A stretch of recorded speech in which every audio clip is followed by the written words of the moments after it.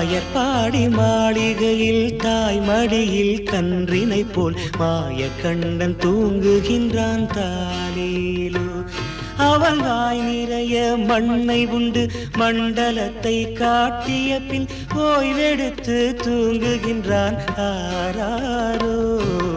ஓய்வெடுத்து தூங்குகின்றான் ஆராரோ.